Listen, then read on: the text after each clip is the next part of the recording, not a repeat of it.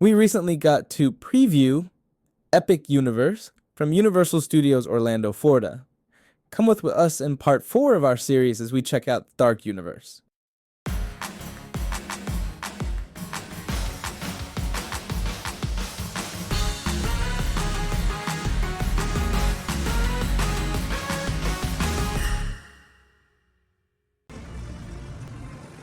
So far, we have shown you 3 other parts in the series. We started out our day with early entry into Super Nintendo World. We've also checked out, at this point, Isle of Berk from Path of Training Your Dragon. And so now, during the day, let's go ahead and check out Dark Universe. You're good, thank you. And again, these portals are pretty cool. And again, notice the signs. They remind you that this is a preview. Not everything may be up to regular day guest expectations. So if you can temper your expectations and go in with the mindset this is a preview, the team members are learning their roles, operations is learning their rules, so when they're figuring out malfunctions, how to fix those things and provide optimal service when the park does open, May the 22nd. So we enter our portal here. Now, mind you, this looks amazing at night. There's so many details, and I'm really glad I got to catch it during the day too, just to see all the details, so when I came back at night, I would really know what I was looking at and what I wanted to look for. But the whole music, the whole ambiance changes as soon as you cross through the portal. Lots of Instagram-worthy photo ops over here. You can step inside the coffins, take some pictures. People aren't really exploring that right now during the day. It got a little bit more attention in the evening. This area becomes completely like haunted, spooky, eerie, and in part 5 of the series, the final part of the series, there's video of that as well. Super cool area in the evening.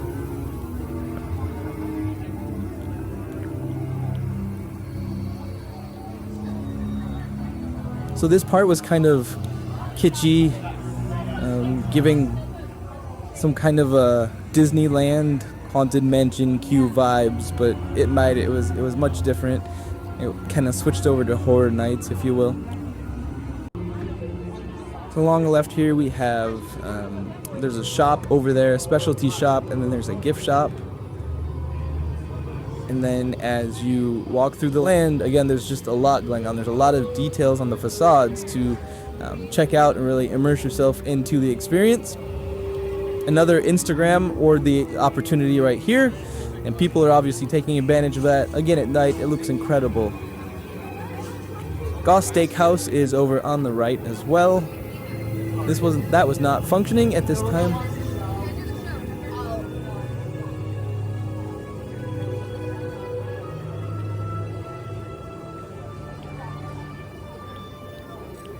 And so then you get to kind of the icon of the land. And as you head back again, those themed trash cans that were on the left, I can't get over those. They're just so cool. As you head back towards the center of the land here, along the left-hand side, there is part of the werewolf ride, but this is kind of the main attraction, the e-ticket. And so this takes you into Frankenstein's manor, if you will, even though the story is different. It's not typical Dr. Frankenstein. And so you encounter the werewolf, Dracula, Frankenstein's monster. So we'll go check this out. There is a single rider queue, but again, this capacity is so low right now that I definitely want to check out the full queue, and so I did that a couple of times here today. And it is amazing when you walk in, and this is the split point, so single rider was going right, and they're going to miss all of this.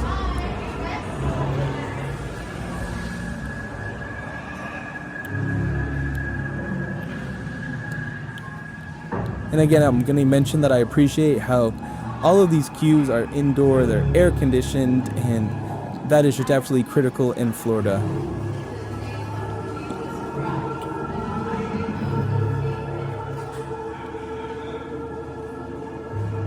So again, there's a lot of details within the queue here, and this is obviously a very long and large queue. It is meant to hold perhaps a ton of people, but again, details here. There's pre-show going on.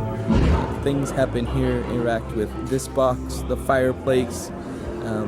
Again, if you're just standing there because the queue is exceptionally long, there's a burning newspaper in the fireplace, so you can zoom in on that with your camera and read what the stories say.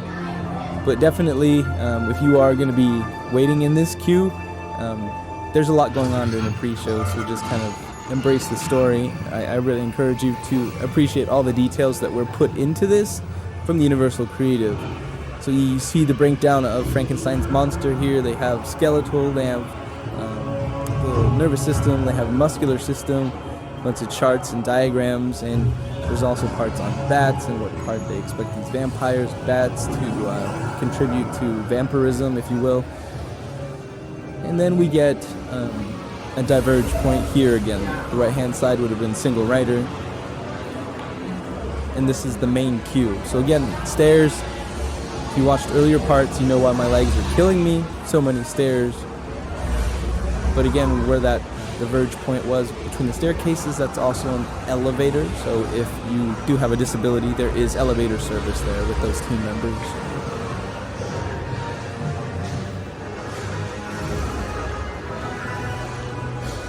And just more details. It was a pre-show.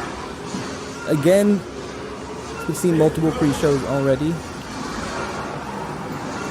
But there has been parts that were about Dracula, there have been parts that were about Frankenstein's monster, and then there have been parts now about the werewolf, so kind of sprinkling in the right details and giving you pre-shows about each of those. Up above, you'll notice the lighting effects because of the electrical surges from charging up Frankenstein's monster.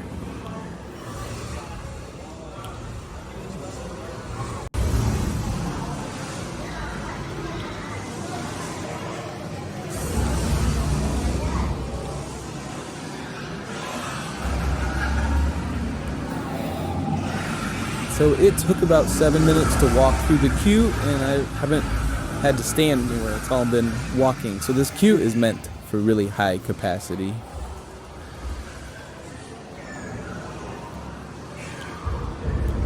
And there you see the start of the show. We just passed on the painting.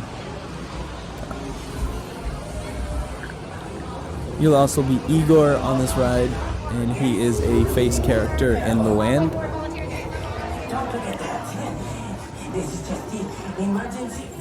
And again, we get some more pre-show. They're introducing Igor to you here.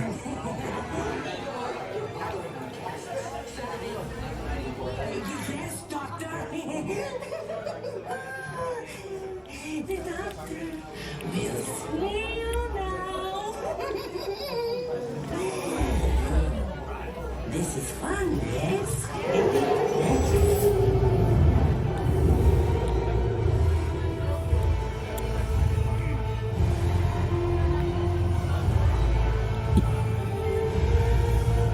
Then we get one more that are pre-show.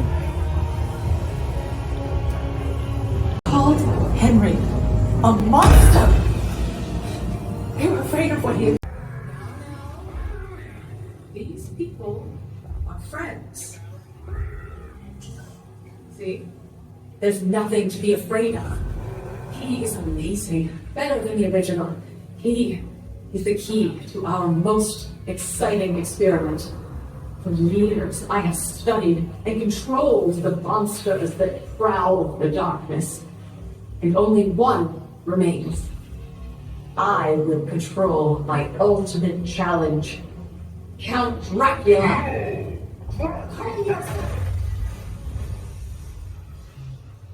That wasn't us. Giant creature, I will destroy you later.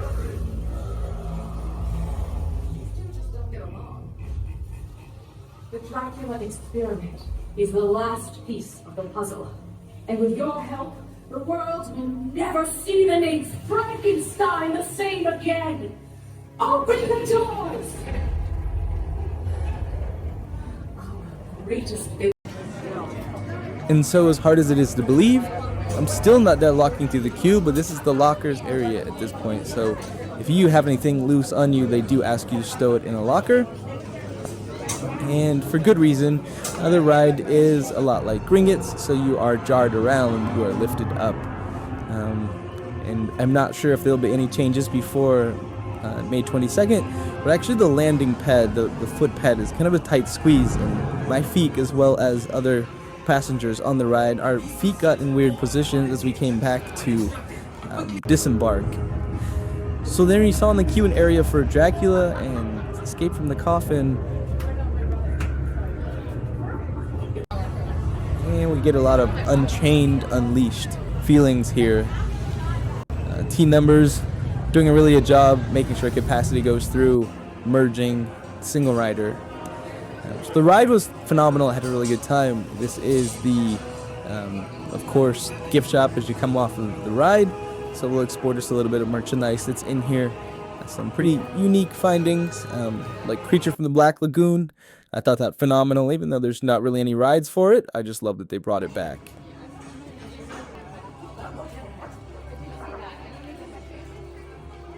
Everything from candles to costumes. There's an absolute ton of stuff in here.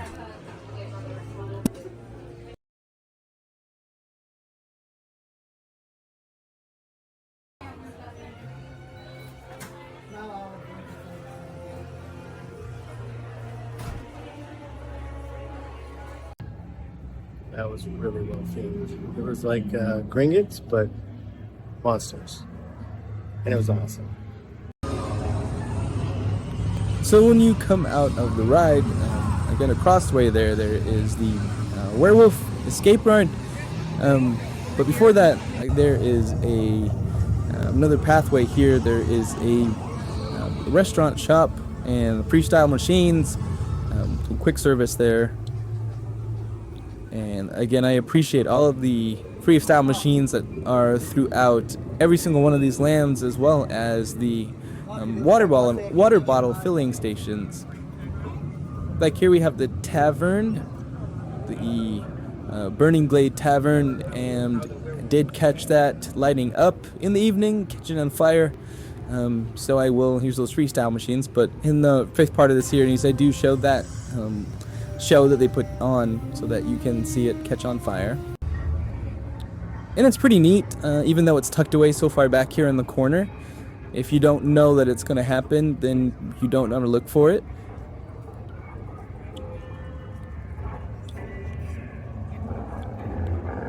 And their menu.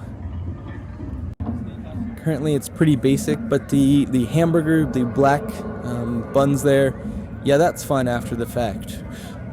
But the food is good, and the wait is currently low because capacity in the park is obviously so low.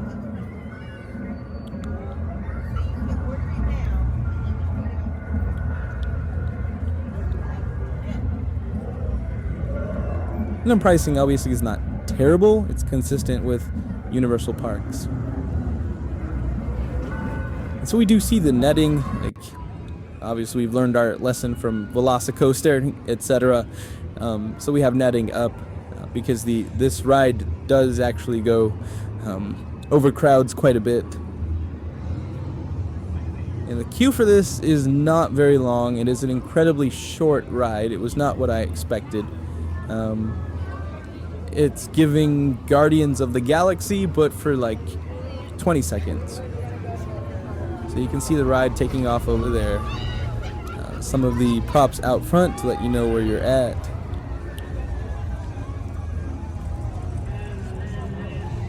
And we have the Curse and the Werewolf here. So single rider line, super short.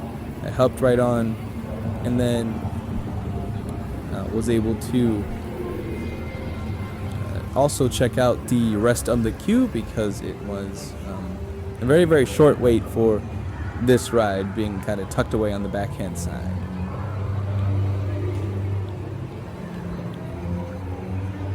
And so you can see the queue capacity is not real big here for this, so it is obviously expected to move pretty quickly or not need to hold a ton of people. Then there goes the ride up above. The carts do spin around on the coaster. It does go backwards a bit, but nothing too high, nothing too fast. And then this area is where you can often find Igor. And while I did encounter Igor Ethan from the Orlando Tourist had a much more wholesome video, and so rather than share kind of the experience that I was able to record, I'm gonna share Ethan's, because again, it's just much more wholesome than it's really kind of what family and theme parks and friends and fun can look like. There you go. That's great.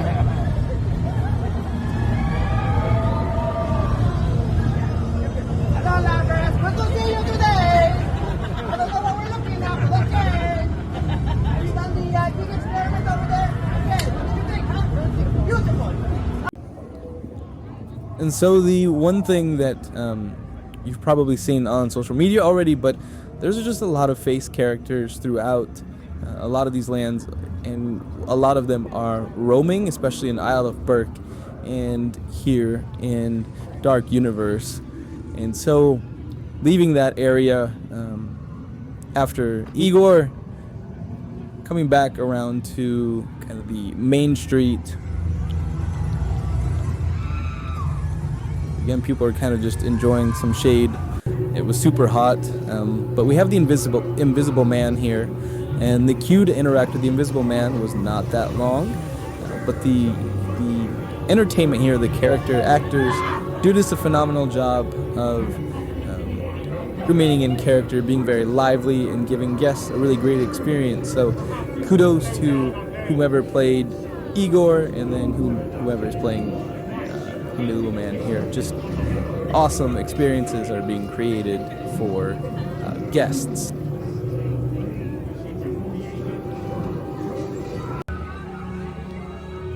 And then again, just tons of detail on the facades. So I really encourage you to embrace those and pay attention to those instead of just walking right past them, because they really do help to immerse you into the experience.